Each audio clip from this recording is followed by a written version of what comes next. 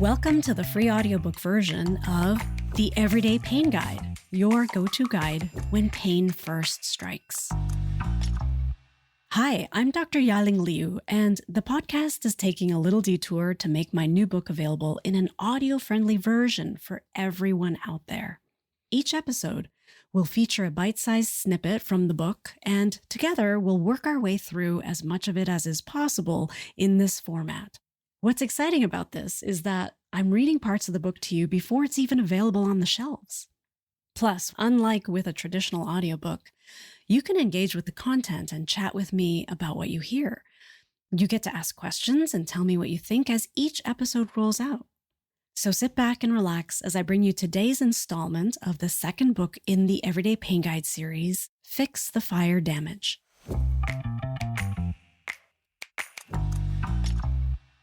In the last episode, we learned how it was that Charlene used the body chemistry action plan for her mid-back and chest pain episode. Today, we'll hear about what parts of the body chemistry action plan Billie found to be useful for their disabling stiff neck. The names of patients in these stories have been altered to preserve confidentiality. Each clinical anecdote is a combination of some of the most common situations I see.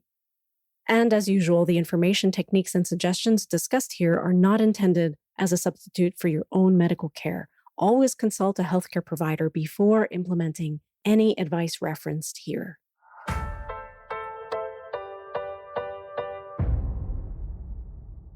How does Billie use the body chemistry action plan? When Billie woke randomly immobilized by a sharply painful stiff neck, their first reaction was to blame the pillow. It's easy to fall into the trap of thinking, if only I had a better pillow, this wouldn't have happened. It can be true that a pillow is sometimes too big or too small and can contribute to nighttime neck pain. But you can also have the perfect pillow and still wake with a seemingly random stiff neck. Why is this?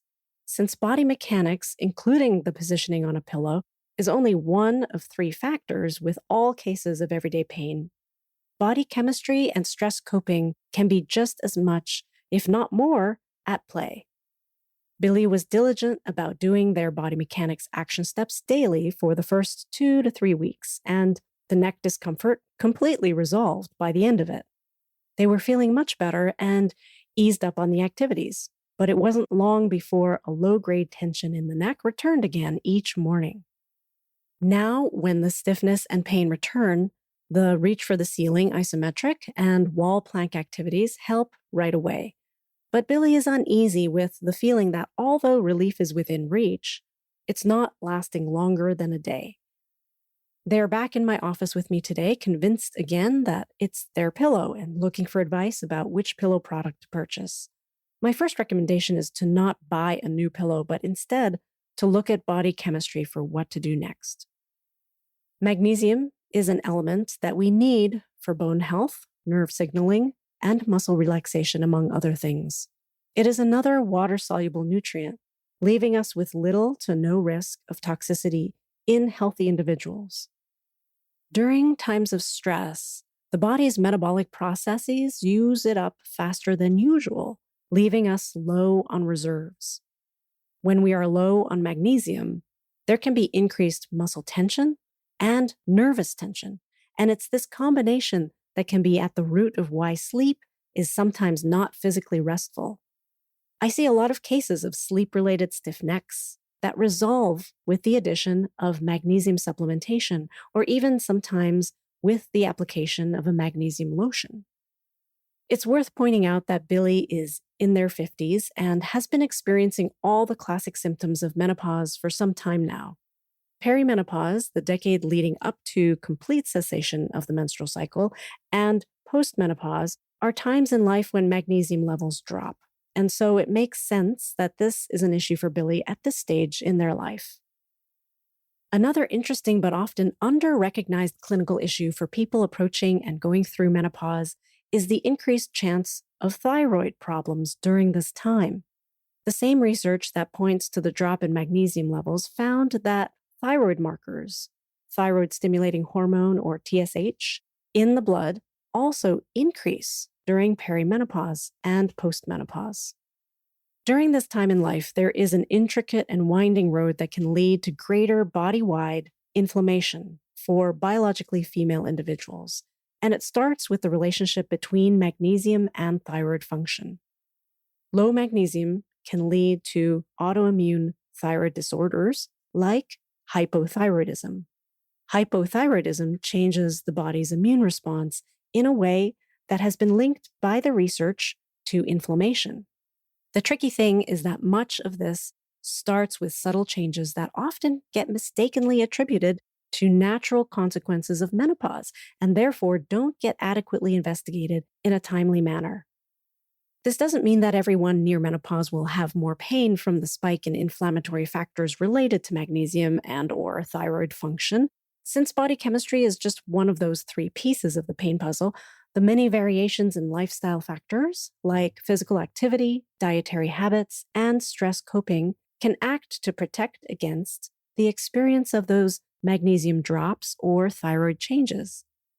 But sometimes sudden and otherwise inexplicable persistent pain or body tension, like that in Billie's case, can act as an early signal about concurrently changing body chemistry, including changes in thyroid function. Because of this possibility, I urge Billie to follow up with their naturopathic physician within the next few weeks to investigate this further and more thoroughly. As a quick aside, you might be wondering why I didn't advise Billie to see an endocrinologist, a type of medical specialist trained in the treatment of hormonal disorders. Often when symptoms are mild, like they are in Billie's case, without the presence of a full-blown disease state, tests that an endocrinologist orders may not always find anything clinically significant enough for the level of dysfunction. And so they may be reluctant to recommend treatment. Functional medicine doctors and naturopathic physicians are trained to detect and help fine-tune subtle imbalances to prevent full-blown disease, which would otherwise require the help of an endocrinologist. In the meantime, while waiting to be seen by their naturopathic physician, Billie can get a start by looking at what portions of the body chemistry release, retrain, and reinforce steps might add some relief from this daily reminder of pain and stiffness. The short-term goal is for Billie to feel the need for those body mechanics steps less often. No matter which of the body chemistry release action steps we look at, the outcome ends up being a decrease in blood sugar for less inflammation. Billie admits that they have always had quite a sweet tooth and find it very difficult to moderate their intake, especially over the past few years. Tackling Billie's sweet tooth is then an important place to start because of how sugar intake has been shown to decrease magnesium absorption. In the interest of boosting magnesium levels, taming the sugar cravings becomes Billie's main focus for the release action phase. Armed with the herbal supplement Gymnema sylvestri, they also make some big changes to their daily food routine. The changes start by increasing protein intake first thing in the morning. On day one, instead of cereal for breakfast, they warm up dinner leftovers of Mexican rice and beans that was made using wild rice. They just crack an egg over the top of it while the dish is reheating. With the longer-lasting fullness from this hearty breakfast, they don't need to reach for the jelly beans to make it until lunchtime, and so they also remove the jelly bean jar from their desk to avoid allowing for absent-minded reflexes. Lunch is a chicken salad with a nut butter sandwich, and then, when they get home for dinner, they feel less ravenous and frazzled from the day, thanks to fewer blood sugar peaks and valleys. Instead of feeling the need to reach for a cocktail right away, Billie settles down with a bowl of the chili that was cooking in the slow cooker all day. Estrogen contributes to the resilience of the gut wall. During the menopause transition, estrogen levels decrease and gut permeability increases. With increased gut permeability comes increased inflammation. With less circulating estrogen, Billie has to make extra efforts at caring for their gut lining as part of the body chemistry retrain action step that best serves their goals. There are many ways to tackle gut health, and Billie's naturopathic physician will have more personalized guidance to offer. While waiting for that appointment, Billie starts the retrain phase by adding psyllium husk fiber first thing in the morning on an empty stomach with 8 ounces of water.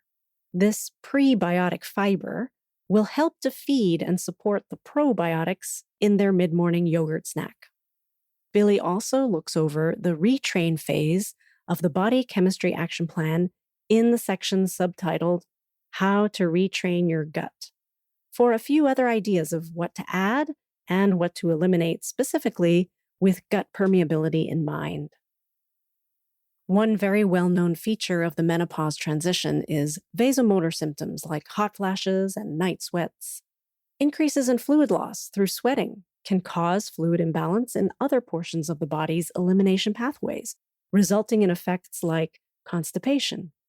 And so hydration becomes much more important to replenish fluids and electrolytes lost from sweating constantly, as well as to support the continued elimination of waste through all pathways: colon, bladder, airway, and skin.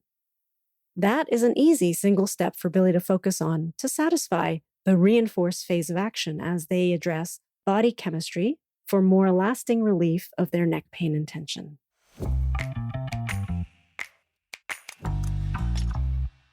That completes Billie's story inside the chapter entitled Everyday Pain Stories from Everyday People, Part 3, from Volume 2 of the Everyday Pain Guide series, Fix the Fire Damage.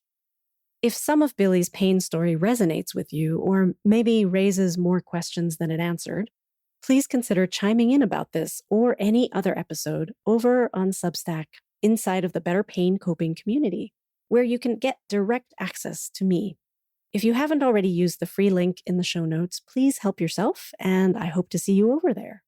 That's where I share some of the bonus book material while the book itself is still in production. Plus, you can see some of my short unscripted videos where I weigh in on all sorts of things. I also do my best to answer as many questions as I can. In the next episode, we begin the third and final section of the book about how to fix your stress biology. This is another of the 3 ways to decrease your inflammatory burden and thereby lower your chance of suffering surprise pain from doing everyday things. And as with the other 2 sections, this one begins with a repair guide. See you then.